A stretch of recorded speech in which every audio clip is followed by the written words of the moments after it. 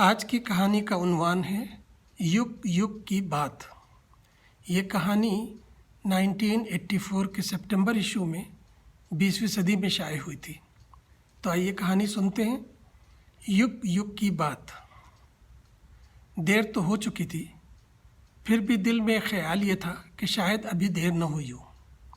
इसलिए तेज़ तेज़ कदमों से जब मैं घाट पर पहुंचा तो सूरज उग आया था। 80 घाट से लेकर दूर पुल तक घाट फिर घाट धुंधली रोशनी में ढके हुए थे। सारे आलम पर एक हुस्न छाया था।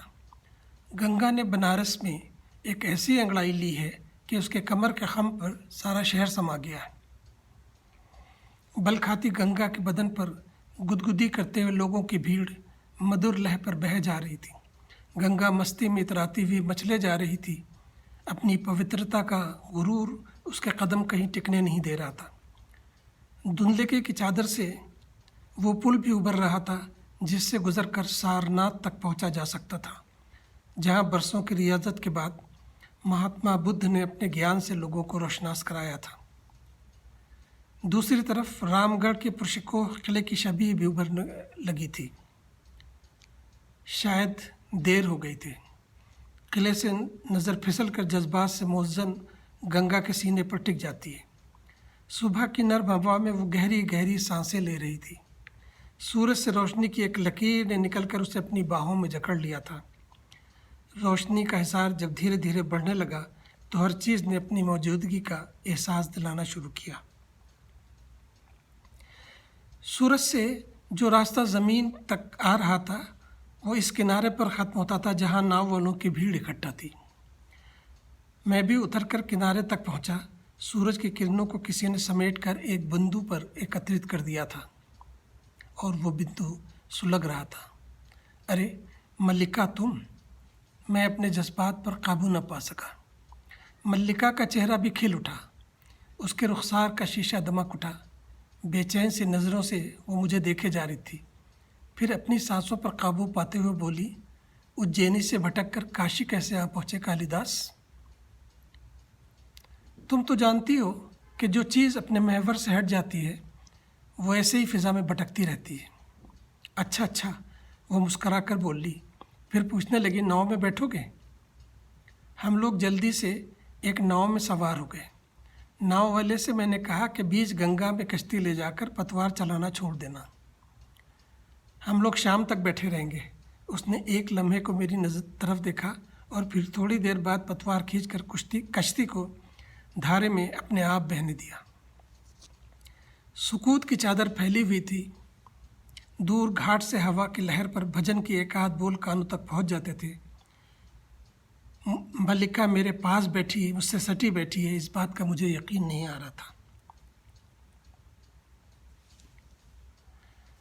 मैं इस खौफ से उसकी तरफ नहीं देख रहा था कि कहीं ये मेरा वहम ना हो और वो मल्लिका ना हो, बल्कि कोई और हो या कोई भी ना हो, सिर्फ एक साया हो जो मेरे वजूद से निकल कर फैलता है और जिसको पकड़ने के लिए मैं भागता फिरता हूँ।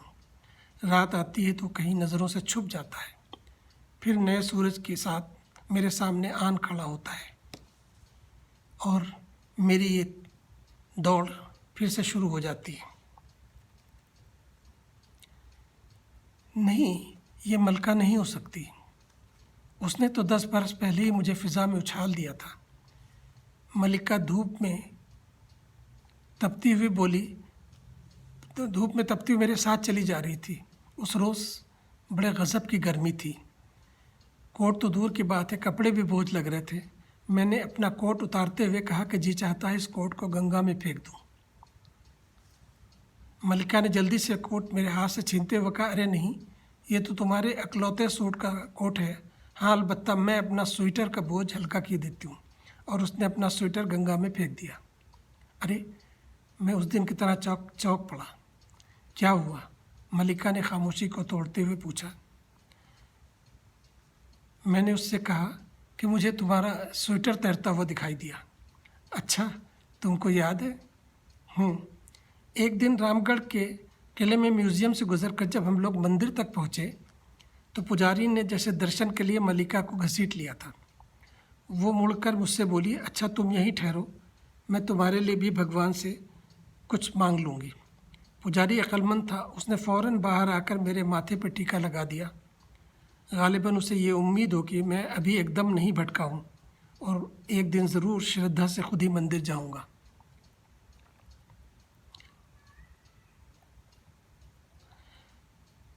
वहाँ से उतरकर, मंदिर की सीढ़ियों से उतरकर हम लोग नीचे राजा साहब के बनवाए खूबसूरत घाट पर गंगा में पैर लटकाकर घंटों बैठे रहे थे। ठहरो, तुम अभी मुँह न धोना। मल्लिका ने जैसे ही दोनों हाथ पानी में डुबोए तो मेरे मुंह से निकला, क्यों? मल्लिका ने घनेरी पलकें उठाकर पूछा। तुम्हारे गालों के जलते हुए शोलों को मैं भी ठंडा करता हूँ। ये कहकर मैंने एक चुल्लू पानी इसके मुंह पर मल दिया। मल्लिका का चेहरा दहक रहा था। उसके चेहरे में एक ख़ास बात थी। देखने में ऐसा लगता था जैसे आग लग गई हो और उसकी सुनहरी रोशनी में चेहरे को अपनी लपेट में ले लिया हो। शीशे के बने गालों से पानी एकदम उड़ गया।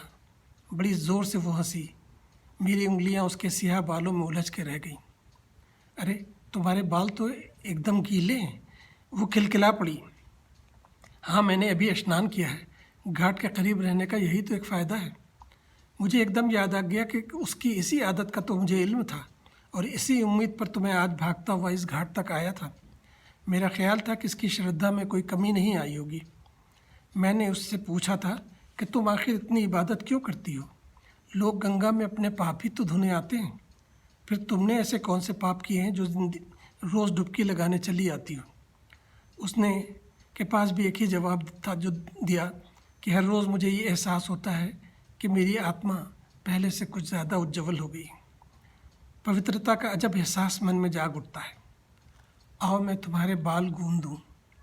कटोरा जैसी आंखों से उसने मुझे देखा और फिर धप से नाव में नीचे बैठ गई और उसके घनेरे बाल मेरी गोद में फैल गए। वो अब भी इतनी अल्लड़ और बेपरवाह थी, लेकिन वो अल्लड़ और बेपरवाह कब थी?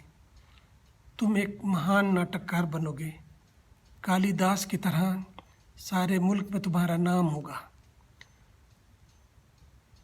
तुम आज की संस्कृति को हज़ारों साल के लिए अमर कर दोगे। मैं तुम्हें अपने तक महदूद करके तुम्हारा रास्ता नहीं रोकना चाहती हूँ। तुम तो पागल हो।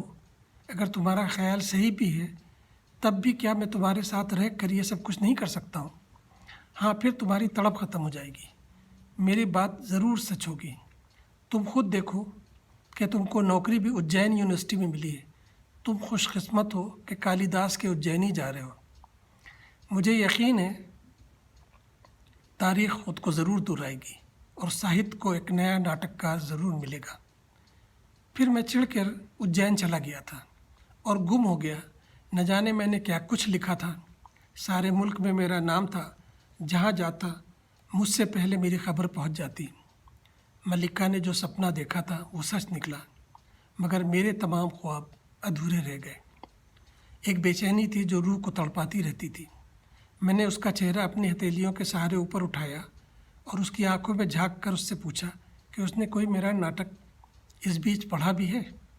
उसकी आंखों में सितारों की तरह चमक उठी, जैसे कह रही हो, तुम्हारी नायिका को खूब जानती हूँ।